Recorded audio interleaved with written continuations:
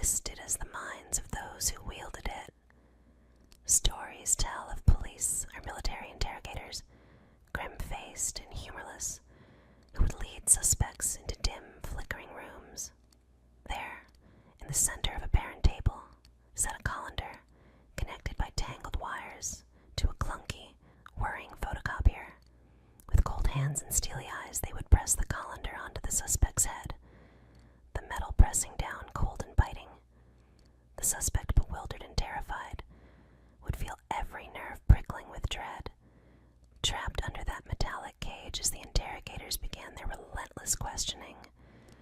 For every answer, their eyes would narrow, scrutinizing the slightest twitch, listening to the hum of the machine as if it were an oracle. And then the moment of terror, the photocopier would sputter, lights flashing as it spat out a single sheet of paper. In bold, damning letters it read, "He's lying. No escape. No mercy." The suspect's denials would crumble under the weight of that simple, ominous phrase, each lie printed like a final verdict, sealing their fate in ink. For hours the interrogation would continue, each piece of paper a silent accusation. Those trapped by the colander lie detector soon broke, their confessions ripped from them by fear and paranoia, convinced the machine held powers beyond human comprehension.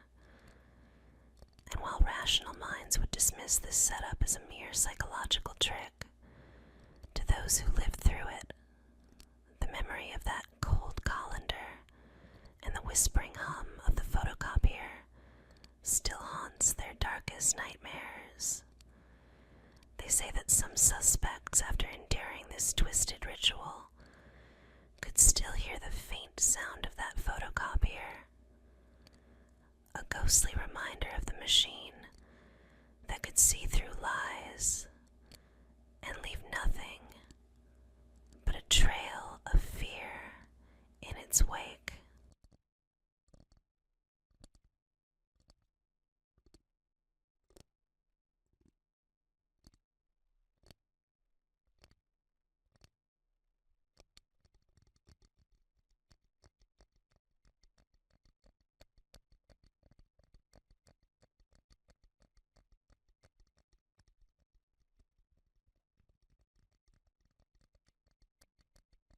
In the shadowy corners of Chilean and Argentine folklore, there is a creature that terrifies even the most steadfast, the chanchon.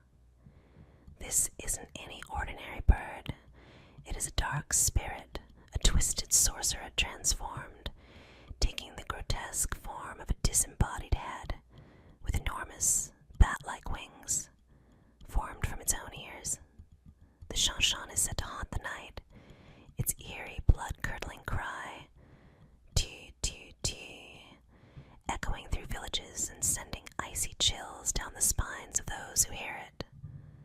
Legend tells of powerful machi, sorcerers who could transcend the human form and, through a dark ritual, separate their heads to transform into the chanchon. As these sinister heads take flight, they prowl the darkness, seeking their victims, driven by an insatiable thirst for fear, with piercing red eyes that glow against the inky sky, and fanged teeth that glint in the moonlight. The chanchon is more than a mere creature. It is an omen of death, a harbinger of doom. Villagers claim that if you hear the chilling toot toot toot cry, you must hide and remain absolutely silent, for the chanchon can sense even the faintest breath, the slightest heartbeat. Its presence drains warmth from the air, leaving a deathly chill in its wake. Some who have dared to look up at the sky during the cry swear they have seen the chanchon hovering, watching, waiting, and for the unlucky ones it chooses to descend upon. A strange, feverish sickness follows, lingering like a dark curse. Those who have encountered the chanchon and lived to tell the tale often describe nightmares that plague them for weeks afterward.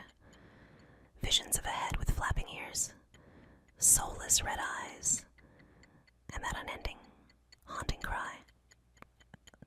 To this day, the Shan remains a whispered fear in the quiet villages along the Andes, a ghostly predator that rules the night skies.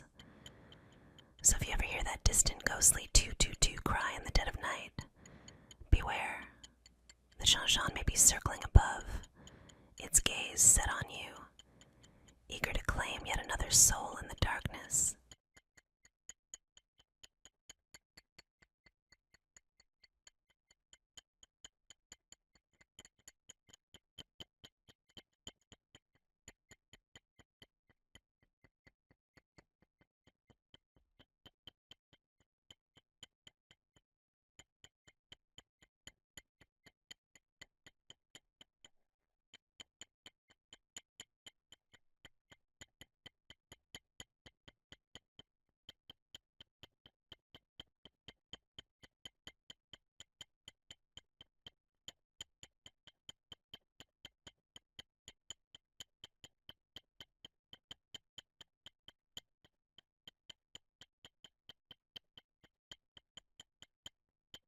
In hushed tones and whispered warnings, parents tell the terrifying tale of the Blue Star tattoo.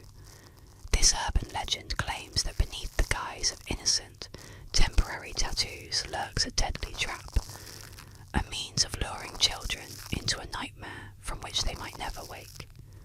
Stories circulate of these small, colourful tattoos, often with a single bright blue star, handed out near schools, parks, or community centres.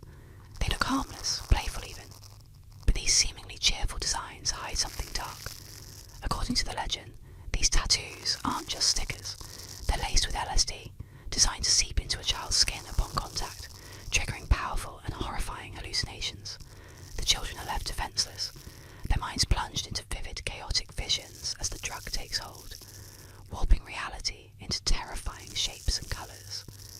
Rumours say the drug leaves children not just disoriented, but addicted, trapped in a cycle of hallucination and despair. Some tales are even darker, warning that children who come in contact with the Blue Star tattoo are never the same, scarred by visions they can't shake, haunted by shadows only they can see. Parents and teachers pass on the warning: if your child comes home with an unfamiliar tattoo, wash it off immediately and seek help. The danger, they say, is real, spreading unseen, like a predator preying on innocence. To this day, the Blue Star tattoo legend continues to instill fear, a sinister story to remind children that sometimes the things that look harmless hold the darkest secrets. And with each new telling, the shadow of the Blue Star spreads, its tale of silent terror lingering like a warning in the back of every parent's mind.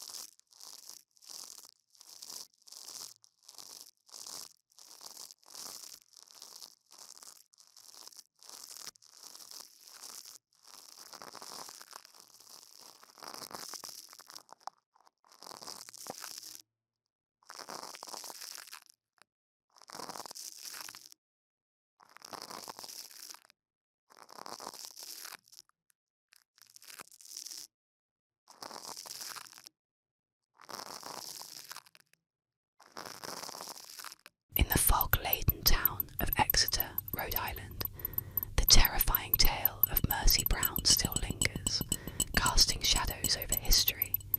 In the winter of 1892, young Mercy died from a brutal case of tuberculosis, then known as consumption. But even death couldn't silence her story. Not long after her burial, rumours spread like wildfire. Her family, too, was falling mysteriously ill, wasting away as though something sinister was siphoning the life from them. Driven by fear, townsfolk began to suspect that Mercy was no ordinary victim of disease. They whispered that she had returned from the grave as a vampire, a malevolent spirit consuming her family's life essence from beyond. Desperate to end the curse, they resolved to perform a grim ritual, exhuming her body from the frozen ground. When they opened her coffin, they found her shockingly well preserved, her skin pale but intact, her nails and hair seemingly grown, and her heart still containing fresh blood. Panic gripped them. They believed she was feeding, her undead spirit reaching from the grave. In a macabre attempt to end her hold over the living, they cut out her heart and liver, burning them to ash in a desperate ritual meant to destroy her lingering influence. The ashes were mixed into a tonic and given to her ailing brother, in hopes that drinking it would break the deadly connection Mercy held over him. But some say that Mercy's spirit did not rest after this ritual. Locals claim to see her figure drifting through the cemetery at dusk, her pale face visible in the moonlight, watching silently as if waiting for her next victim. Others report a suffocating chill in the air near her grave, an unnatural cold that wraps around them like icy hands. Even today, Mercy Brown's grave remains, a chilling reminder of superstition and desperation. Visitors say that if you stand near her grave at night, you can feel her presence, an overwhelming sense of sorrow and vengeance, a ghostly whisper from a past that refuses to be buried. Her legend endures as a reminder of how fear and folklore can reach out from the grave, grasping at the living with cold, relentless hands.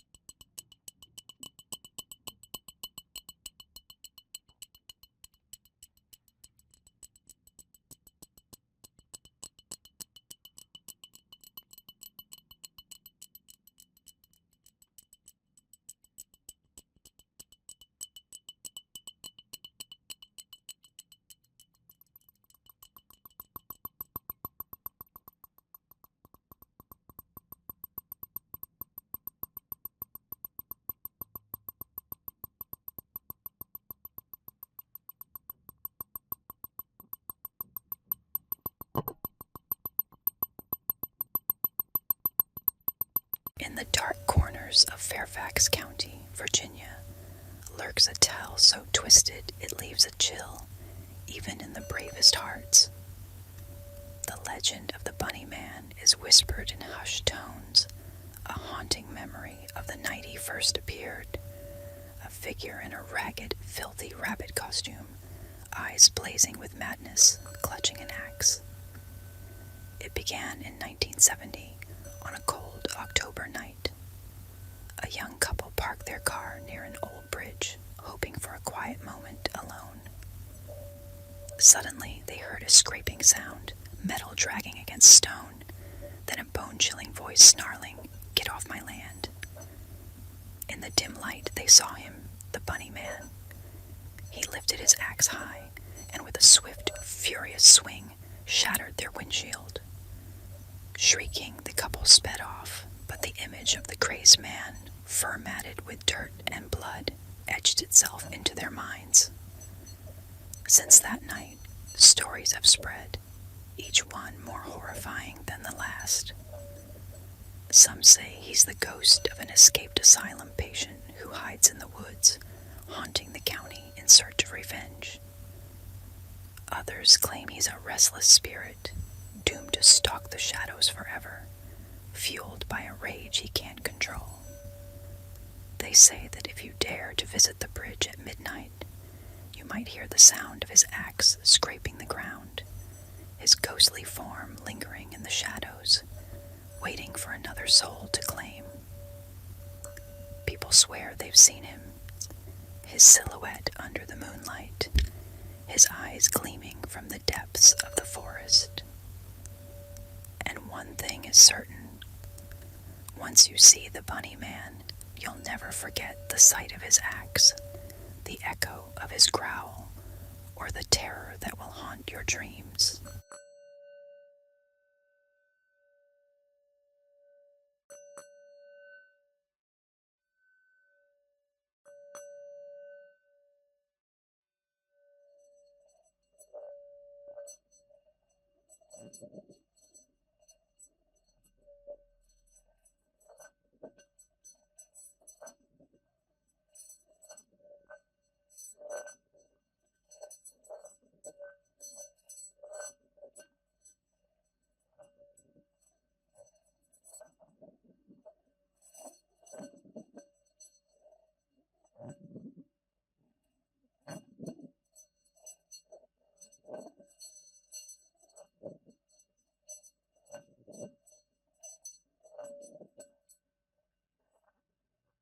In the murky depths of the Pacific coast, beneath waves that hide countless mysteries, lurks a creature known to locals as Cadborosaurus, or simply Caddy. Tales of this monstrous sea serpent have haunted the people of British Columbia for generations. Dark, fearsome, and elusive, Caddy is said to dwell in the cold, shadowy waters of Cadboro Bay, emerging only when least expected to send shivers down the spines of those who dare venture too close. Those who claim to have seen Caddy describe it as a long, sinuous beast, its body twisting and coiling through the water with terrifying grace. Its head, reptilian and cold, rises silently from the waves, eyes glinting with a predatory intelligence, as if sizing up its next victim. The creature's mouth, lined with razor-sharp teeth, opens in a silent scream, promising a swift end to anything that crosses its path. Witnesses say that, at night, its scales reflect a ghostly shimmer, a faint glow that disappears as quickly as it appears, swallowed up by the ocean's darkness. Fishermen have reported feeling an eerie stillness in the water, an unnatural quiet that settles before Caddy surfaces. Boats have been found mysteriously overturned, nets shredded and equipment destroyed.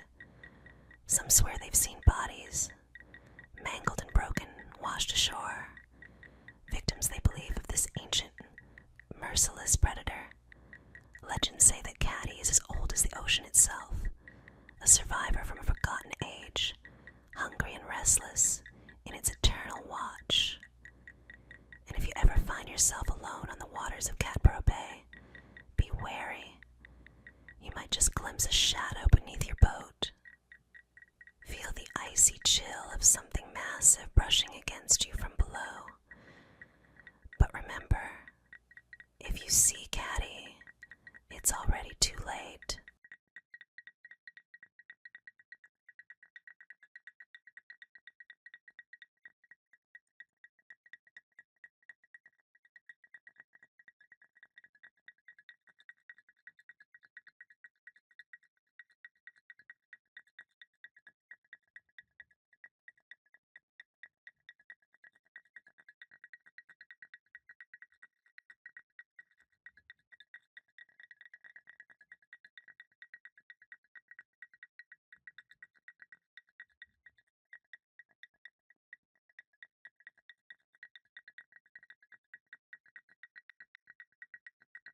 In the shadowy corners of Chilean and Argentine folklore, there is a creature that terrifies even the most steadfast, the chanchon.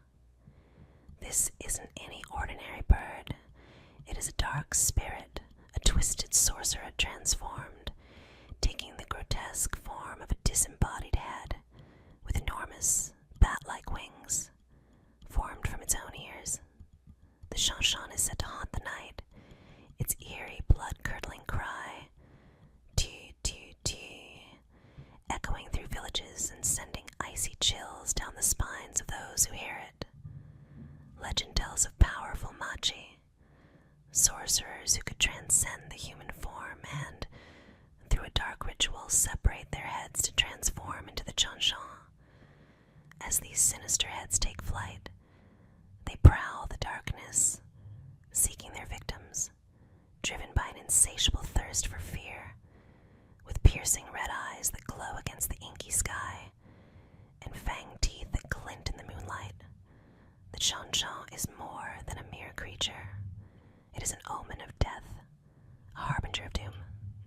Villagers claim that if you hear the chilling toot toot toot cry, you must hide and remain absolutely silent, for the Chanshan can sense even the faintest breath, the slightest heartbeat. Its presence drains warmth from the air, leaving a deathly chill in its wake.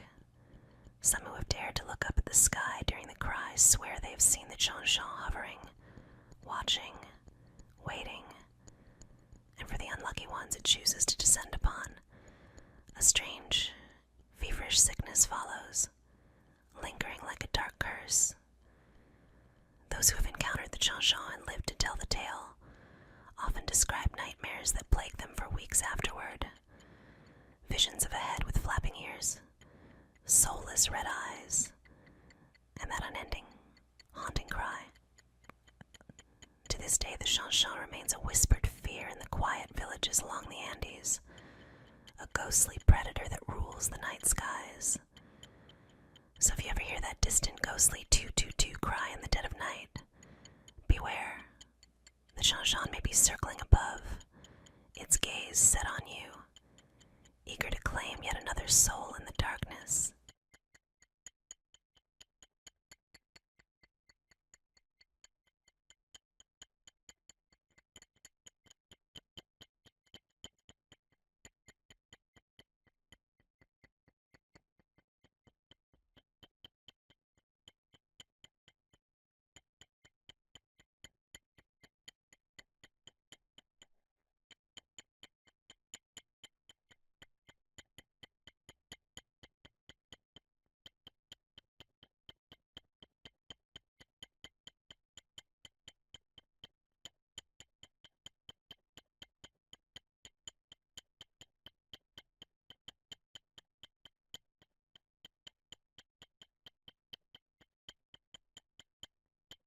In the dead silence of the night, a woman returned home to an eerie sight. Her loyal Doberman, gasping and choking, its powerful body convulsing on the floor. Panic surged as she knelt by her faithful pet, its eyes wide with desperation, pawing frantically at its throat. She wrestled with its jaws, struggling to dislodge whatever was caught. Finally, with a sickening pull, she freed a grotesque object, a severed, bloodied human finger. Horrified, she quickly dialed the vet, explaining in broken words the disturbing discovery. "Get here now," she urged, barely able to suppress the terror building inside her. Leaving her Doberman with the vet, she returned home, shaken but grateful her dog had survived the encounter. Yet as she walked into her darkened living room, a sudden chill ran down her spine. Her skin prickled as if she was being watched. Then came a soft, almost imperceptible sound. Something dragging across the floor, moving closer. She reached for her phone, heart pounding, and dialed the police, whispering her fears into the receiver. When the officers arrived, they searched the house. In the shadows of her bedroom closet, they found him, a man crouched and clutching his bleeding hand, his face twisted in rage and pain, his gaze wild. Her Doberman had done more than just protect. It had bitten clean through the intruder's fingers, forcing him into hiding as he bled out in her own home, lurking only feet away. As they hauled the intruder away, the woman shivered, realizing how close she had been to unspeakable horror. Her brave Doberman had saved her life, but the chilling reminder of those bloodied fingers, a haunting trophy of terror, would forever linger in her memory.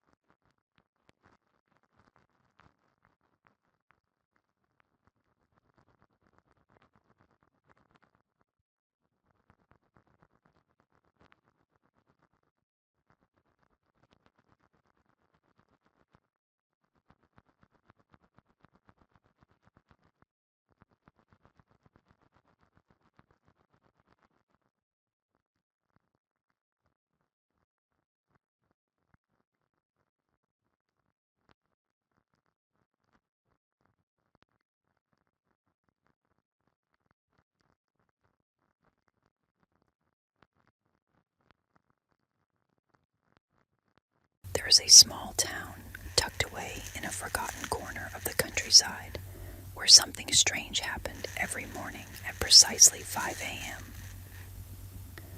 The townspeople called it the baby train. It was said that each day, without fail, a train would pass through, its whistle echoing through the empty streets, a sound that tore through sleep and dreams, leaving only the darkness before dawn. The whistle had an eerie quality, something that seemed to linger in the air long after the train was gone. It was almost like a voice, calling out to those still trapped in the haze of sleep, urging them to do something, anything, to fill the empty, unsettling hour. Couples would wake, eyes half open, feeling a compulsion they couldn't quite place. It was too early to start the day, too late to drift back into peaceful slumber. In that strange, suspended time, they turned to each other, as if possessed by some unseen force. Months passed, and soon the town found itself in the midst of a baby boom, a surge of infants born at almost exactly the same time. But there was something peculiar about the children. They were quiet, too quiet, their eyes wide and unblinking, as if they had brought something back with them from the foggy mornings when they were conceived. They grew quickly, their laughter echoing the train's whistle, high-pitched and almost unnatural, as if mocking the very people who had brought them into the world. The train still comes every morning at 5 a.m., and though the town has changed, the legend persists. The older residents warn newcomers, when you hear the whistle, stay in bed. Don't move, don't look out the window, and above all, don't answer the call. Because those born of the baby train are not quite like other children, and perhaps it's best not to add to their numbers.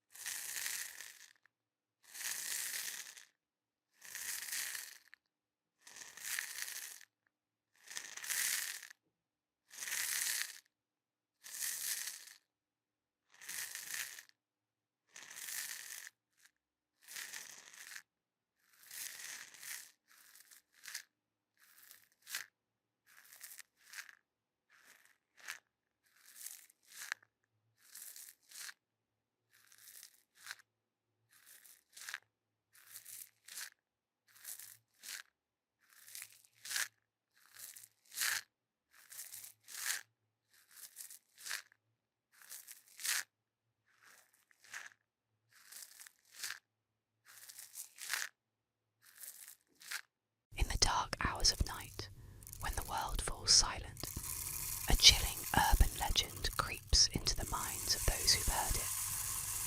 The tale of the black-eyed children.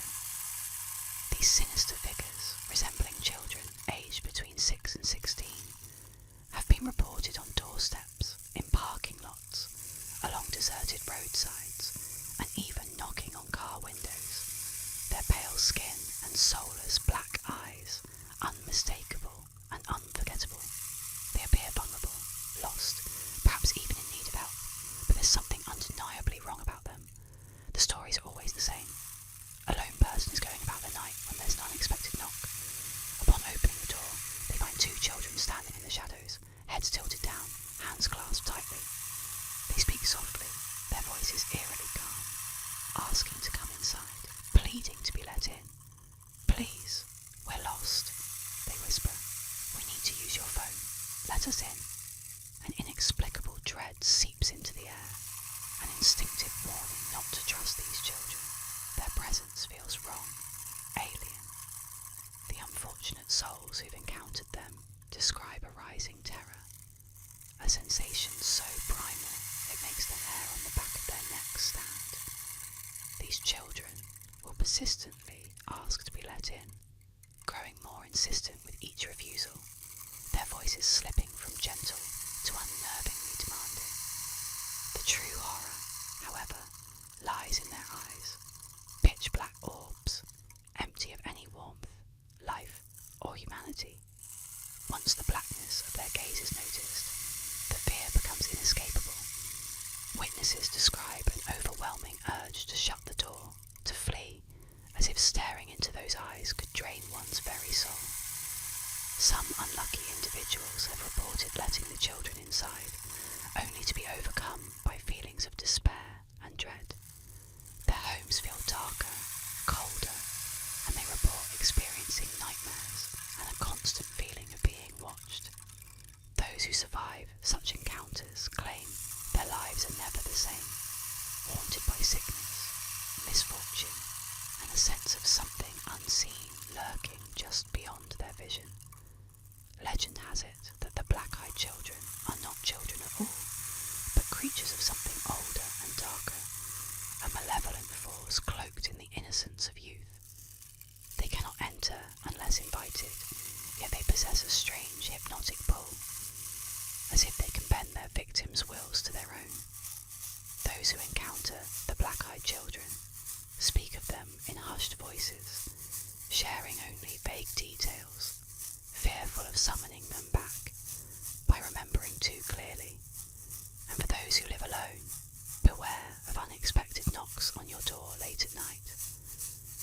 Because if you ever hear a soft, insistent voice asking to be let in, resist the urge to open the door. Turn off the lights, stay quiet, and pray they leave before you catch a glimpse of their hollow, black eyes staring through the darkness, waiting.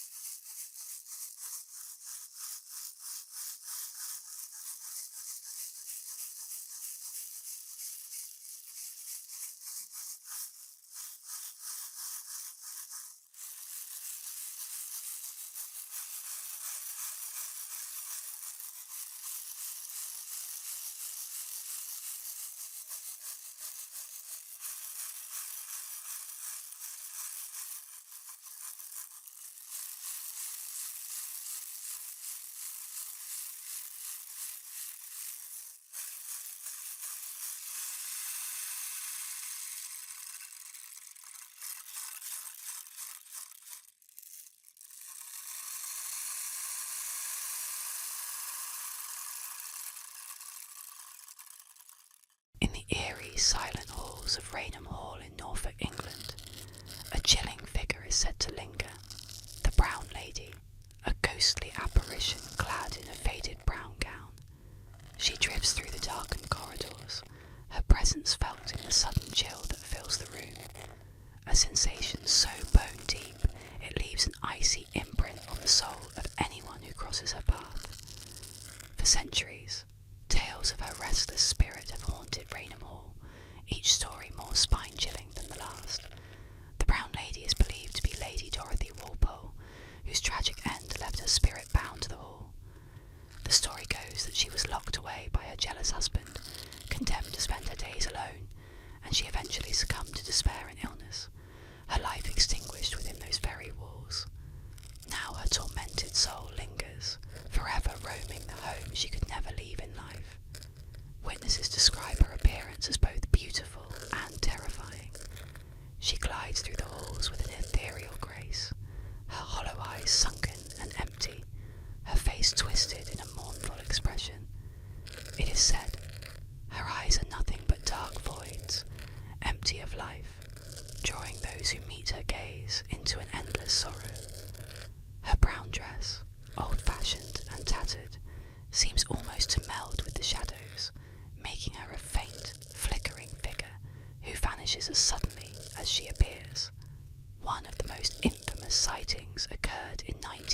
1936, when photographers from Country Life magazine captured a hazy, spectral figure descending the grand staircase. The photograph, grainy and eerie, shows her drifting down the stairs, her form nearly translucent yet unmistakable. This image became one of the most well-known ghost photographs in history, cementing the Brown Lady's terrifying legend. Visitors and staff at Raynham Hall still report encounters with her cold, haunting presence. Doors creak open without reason, and the echoes of footsteps are heard when no one is there. Some say that late at night, a faint figure can be seen moving slowly down the staircase, her shadowy form slipping away before she reaches the bottom, as if forever trapped in a sorrowful descent. The legend of the Brown Lady endures, a chilling reminder of loss and entrapment. Those who dare to visit Raynham Hall are warned to be vigilant, for a glimpse of her ghostly form is enough to haunt them for a lifetime.